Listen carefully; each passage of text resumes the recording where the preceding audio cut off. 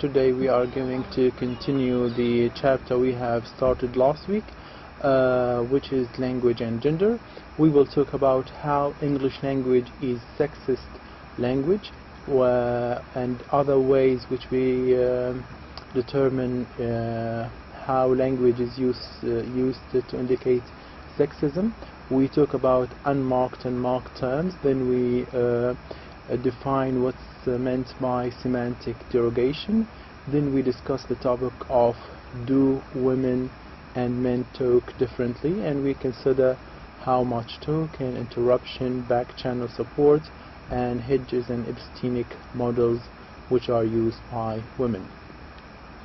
So as a definition for the two terms, marked and unmarked, the term marked means noticeably unusual, and marked terms refer to anything which deviates from the norm, and this deviation is signaled by additional information. Now we can understand this better if we compare it with unmarkedness. Unmarked terms is a linguistic form which is neutral insofar as they represent the norm and carry no additional information. And if you look at those two images, we have a male nurse, which is a deviation from the norm, and we have a female nurse, which is the norm. So when we say male nurse, we are carrying more information, we are giving more information, because we usually have nurse as a female, but unusually to have a male as a nurse. So the male nurse is the marked form because it is unusual, because it deviates from the norm, it carries more information, while the unmarked term nurse represents the norm, which is the female nurse. It carries no additional information. I don't have to say she is a female nurse, because it is the norm that once you say nurse, we know it is or she is a female, so it is the unmarked term. Markedness and unmarkedness, if we have another example, it is common for unmarked terms to refer to males. Example, waiter, we know that it refers to a male, host, actor, etc. While to refer to a female, the term are marked by adding a suffix, and in this example, waitress, hostess, actress, those terms refer to female. They are marked because we add another information, we add another suffix, which is the ESS. Now this can make terms used for females different from the standard, or they deviate from the standard, that they deviate from the norm. So these examples can be interpreted as sexist because they imply that normal or the high status people are men but not women. Then we move to what we call semantic derogation, and before we express this, we need to have a simplified definition of what this term means. Semantic derogation, the word semantic is a linguistic term referring to meaning, and the verb derogue means to cause to seem inferior or to look less than the others. Now let's have an example from English and see how semantic derogation can be applied. The example we have is the two words master and mistress. If I say he is my master, the word master here usually means he is my boss, or he has more power than me. But if we say she is my mistress, we do not have the same meaning, because mistress is usually interpreted as meaning she is my illicit lover. Thus words for women tend to lose their interpretation. They become of a lesser status, and they are basically marked terms. So words used for women when they are used in comparison with words used for men or masculine, they lose their status and refer to women with a sexual connotation. This has clearly happened to the word mistress, which refers to a female, rather than to master, which refers to male. So what we are trying to show that certain terms in the English language shows sexism toward one person rather than the other. It shows here in this example, it is concerned with showing sexism towards men, but towards women, but not men. We move to sexism in discourse. We have discussed the word master and mistress, which indicate that we could have sexism in one word. Now we move to show how the English language can be sexist in discourse, which means in more than one word, in a phrase or in a sentence or in an utterance. Before we start, we need to indicate that sexism is sometimes located not in specific words, but in the discourse, i.e. in the whole utterance or a sentence. Now we have an example from Robin Mackey from the Observer newspaper. This was on the 10th of March 2002. Robin says, lying politicians, spin doctors, and cheating sportsmen and husbands will suddenly find life uncomfortable. Now I read again, and notice the use of the word sportsmen but not sportswomen, and husbands but not wife. Now this is an example of sexism against men but not women this time. So lying politicians, spin doctors, and cheating sportsmen and husbands will suddenly find life uncomfortable. So the above example shows how sexism in discourse can be used where the reference is to men, sportsmen, husbands, not to women. He did not say sportswomen or wives. Now we could have other example of how sexism is expressed in language. Some of those examples are clear, they are not indirect, they are direct, where the sexism is very clear, where the speaker clearly and obviously indicates that men or women supports one gender rather than the other. So what we are discussing here is other explicit examples of sexism, and the word explicit means clear or obvious, direct example of sexism. A journalist explains why media award ceremonies are given so much media coverage. And he says, we get to see beautiful actresses and interesting actor. Now he says this sentence to tell us why the ceremonies of awarding of giving media awards take a lot of media coverage. And he says, we get to see beautiful actresses and interesting actors. Now this shows the emphasis on women's look, on how women look, and on men's personality. So this is again a clear insult or a clear sexist way of representing women, that the interest is in their looks rather than in their personalities.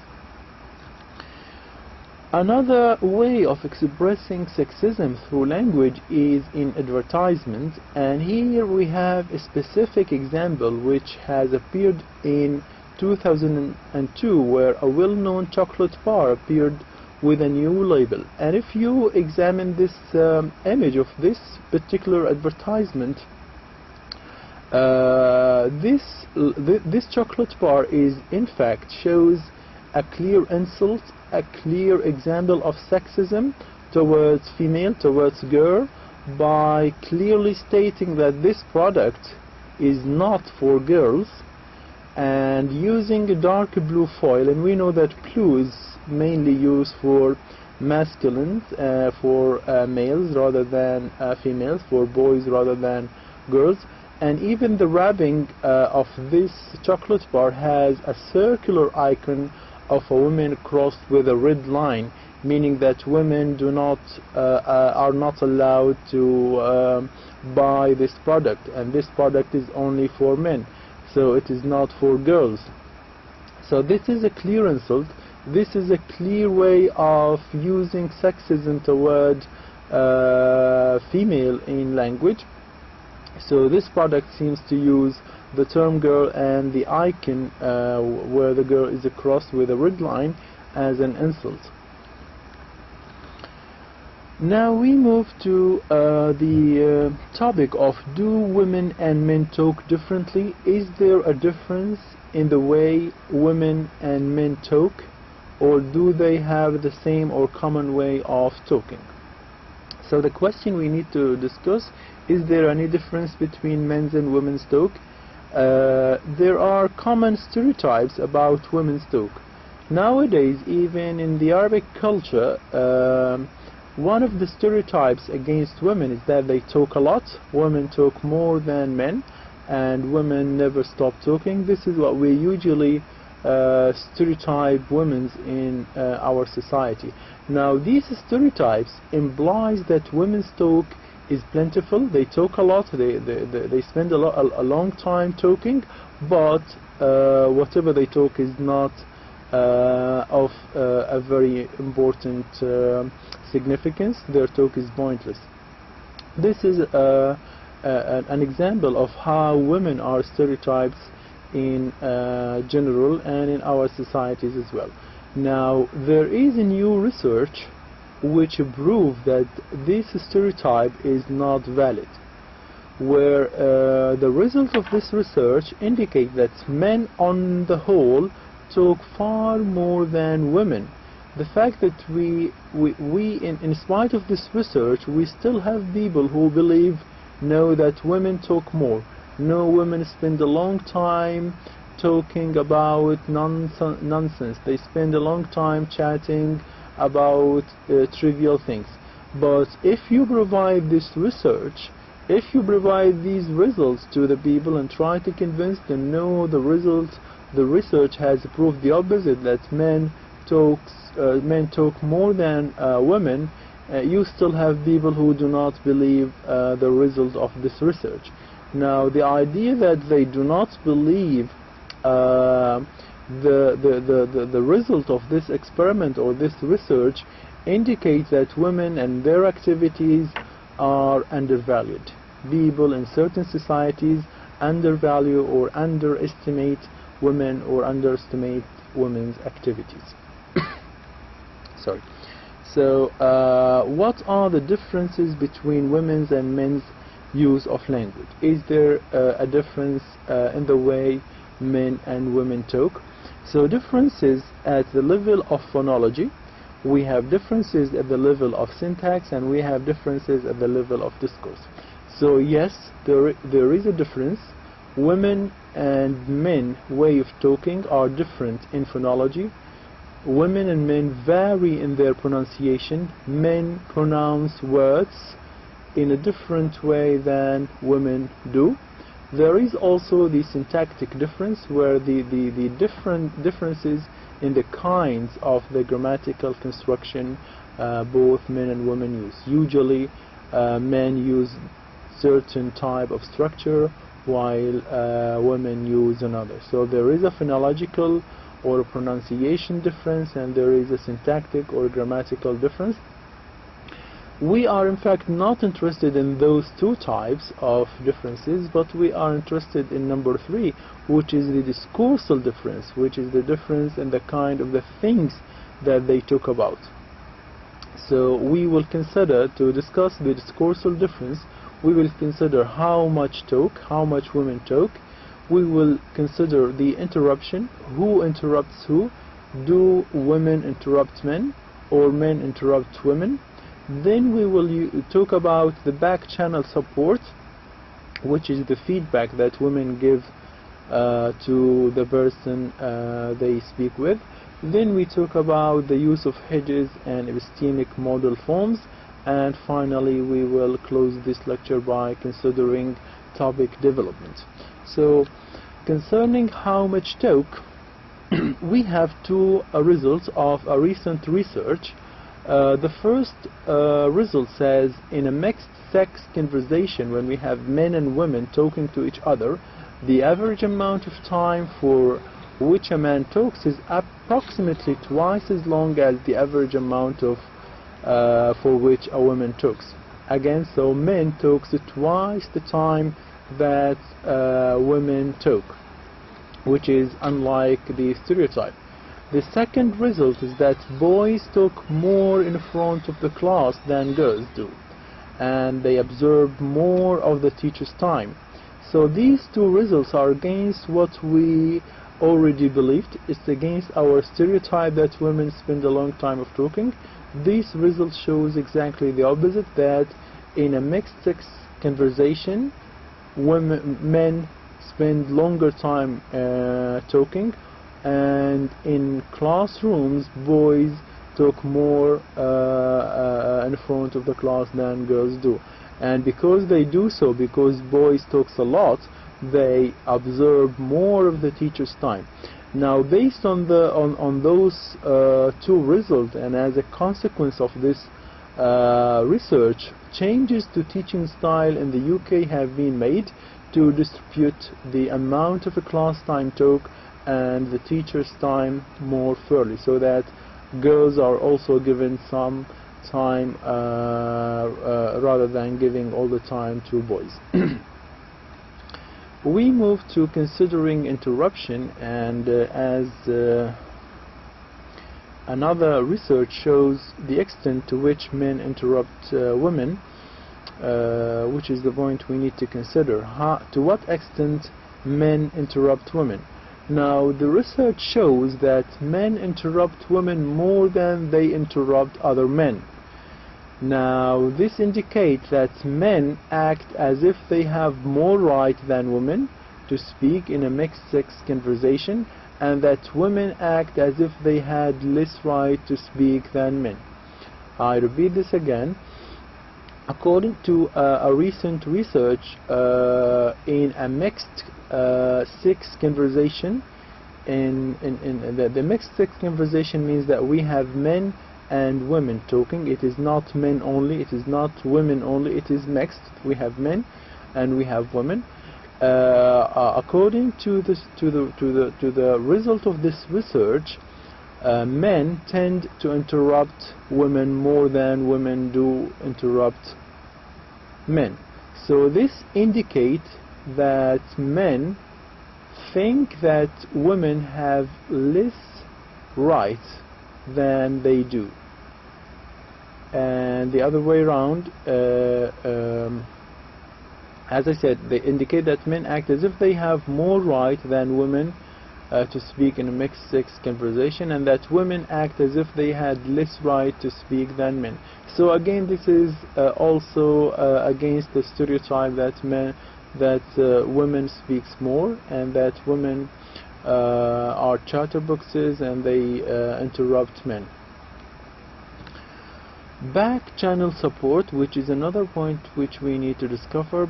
Before we go into details, we need to understand what does back channel support literally mean. Back channel support is the verbal and non-verbal feedback listeners give to speakers, that when there is a conversation between two people and one of them is talking, the other gives the speaking person some feedback. That suppose I'm talking and there's somebody else who is listening to what I say, the listener will always need to give some feedback to the speaker, so that the speaker can either continue or stop talking, and the feedback will also show whether the listener is following what the speaker says or not. So research suggests that women are often more active than men in supportive roles in conversation. Now, what the listener usually do when he gives feedback is by saying things like yeah. So when somebody is speaking to you and you want to make him feel that he is saying good things, that you are following, you say yes, yeah, So those are those words which are feedback to the speaker, so that he can either continue or stop talking. Sometimes you just nod, you just move your head, yes, yes, yes. So this nodding is also another supporting feedback for the speaker, so that he either continue or stop talking. Sometimes it is just enough to smile for the speaker, so that he understands that yes, you are following what he says, so that he can either stop talking or continue talking. Sometimes when you frown to the speaker, he would understand that you are not happy with what he says, so that he either stop or ask you to comment on what he has said. So frowning and using other body language or facial expressions, smiling, frowning, or gestures that you give to the speaker by your eyes or your mouth by smiling or frowning. So this is what we meant by back channel support. Now the point behind this is that research found that women are much supportive than men. When there is a conversation with a woman, she is more supportive than a man, because she always either nods, she always says words like yes, yeah, and she says or she nods her head, or she smiles, or she uses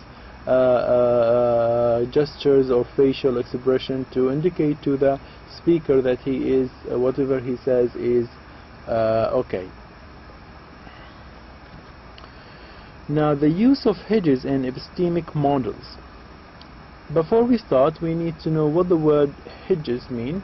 As a definition, hedges are linguistic forms which dilute an assertion. The word dilute means make something weaker or dissolved in another thing.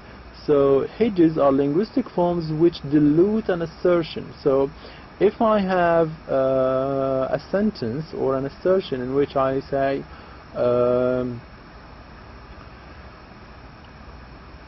he is a good student, instead of using this assertion, I can use hedging word like he is sort of good student, he is like a good student, I think he's a good student. So what I'm doing is I'm using a linguistic form to dilute the assertion, to make my assertion less strong.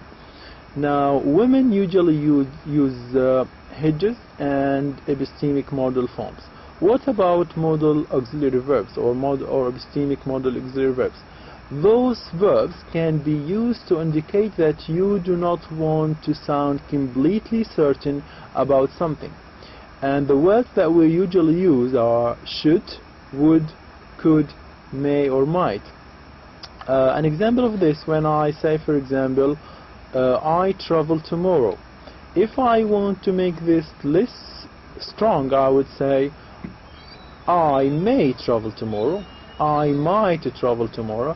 So those auxiliary words or those modal auxiliary verbs indicate that I do not want to sound completely certain about something. So I'm using those words to indicate to the listener that I am not really sure. So according to certain research or studies, we have found that women exploit hedges and epistemic models forms more than men. So again, this is another evidence that men and women differ in the way they speak, in the topic they talk about. So women usually use more hedges and use modal auxiliary verbs than men do. Why do women use hedges and epistemic forms? Now there is two opinions regarding the answer to this question. Why do women use hedges? Why women use epistemic forms? Number one says women are less confident than men and feel nervous about asserting anything too strongly. That's why they always say I think, it is a kind of, it is a sort of. So they are trying to dilute the assertion by using those hedging words.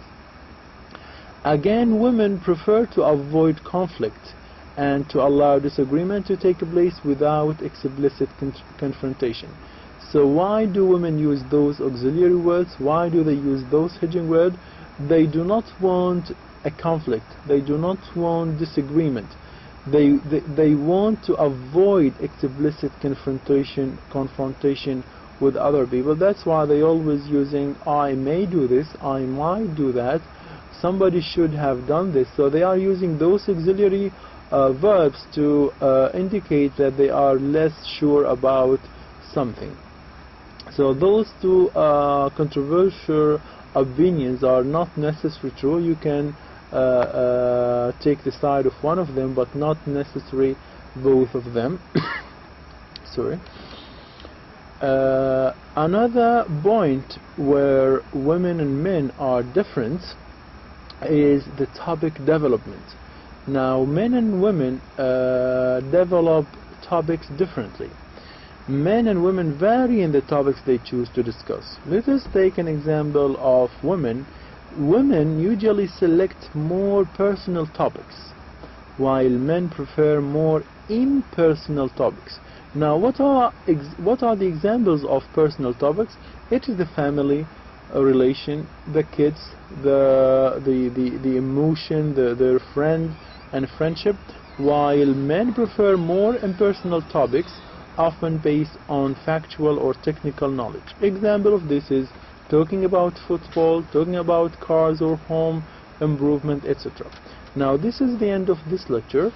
Hopefully next lecture we continue talking about language and gender, then we move to the following chapter. Thank you very much.